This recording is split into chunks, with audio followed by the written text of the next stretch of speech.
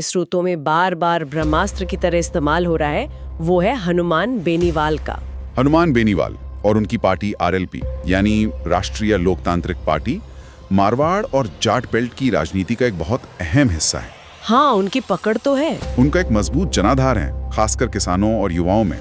वो 4 बार विधायक रह चुके हैं और अब दूसरी बार सांसद बने हैं। उनकी राजनीति का अंदाज ही व्यवस्था विरोधी है। वो हमेशा सत्ता से टकराते रहे हैं। हमेशा। लेकिन 2023 के विधानसभा चुनाव में तो उनकी पार्टी की सीटें 3 से घटकर 1 रह गई थीं। तो फिर वो इस तीसरे मोर्चे के लिए इतने जरूरी क्यों है? ये बहुत अच्छा सवाल है। देखिए, राजनीति सिर्फ सीटों के गणित से नहीं चलती। अच्छा।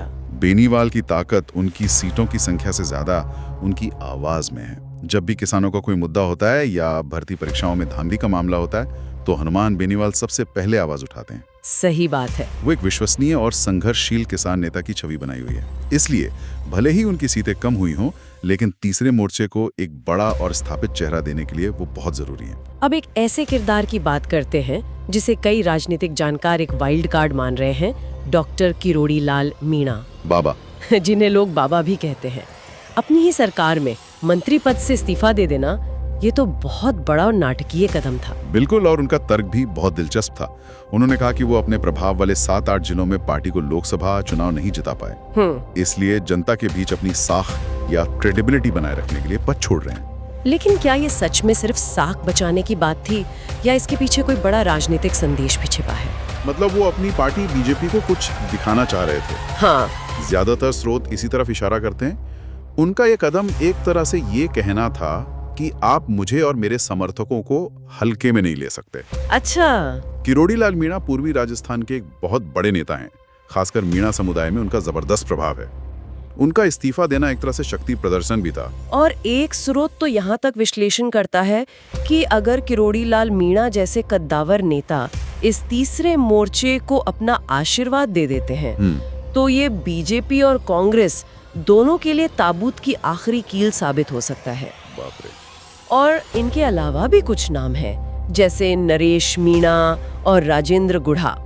ये वो नेता हैं जो अपनी बागी और आक्रामक राजनीति के लिए जाने जाते हैं। हाँ बिल्कुल। नरेश मीणा का वो स्लैप गेट कांड, जिसमें उन्होंने एक चुनाव अधिकारी को थप्पड़ मार दिया था, वो इसी टकराव की राजनीति का प्रतीक है। सही कहा। ये सभी नेता अलग अलग क्षेत्रों और समुदायों के उस गुस्से और असंतोष का प्रतिनिधित्व करते हैं जिन्हें लगता है कि जयपुर या दिल्ली में उनकी सुनवाई नहीं हो रही है।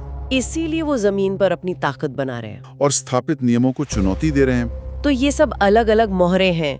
हनुमान बेनीवाल मारवाड़ में, भाटी पश्चिम में, बैप दक्षिण में, किरोड़ी लाल मीणा पूरब में। क्या इन सबको जोड़ने का कोई मास्टर प्लान है या ये सब सिर्फ हवाई बातें और अटकलें हैं? सूत्रों के अनुसार ये सिर्फ अटकलें नहीं हैं। इसके पीछे एक बहुत सोचा समझा भौगोलिक और सामाजिक समीकरण है।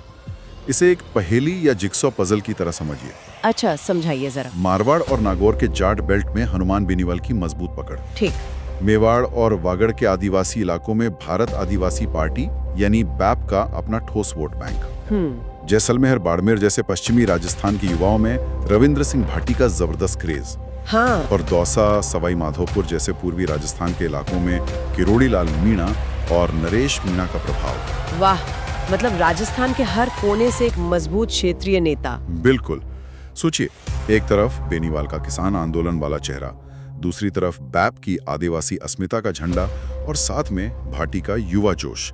ये एक जबरदस्त कॉम्बिनेशन बन सकता है। हनुमान बेनीवाल, रविंद्र भाटी, राजकुमार रोत, किरोड़ी लाल मीणा, ये सब तो अपनी अपनी जगह के सुल्तान हैं।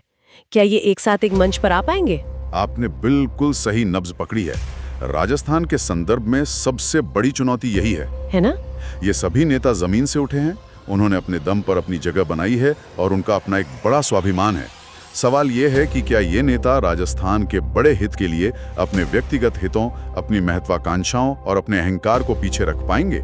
मुश्किल लगता है। भारत का राजनीतिक इतिहास हमें बताता है कि ये काम कभी भी आसान नहीं होता। कई बड़े बड़े गठबंधन सिर्फ नेताओं के आपसी टकराव की वजह से टूट गए। तो आज के इस पूरी चर्चा को अगर हम समेटें तो कहानी ये है कि राजस्थान में तीसरे मोर्चे की जमीन तैयार हो चुकी है। हाँ,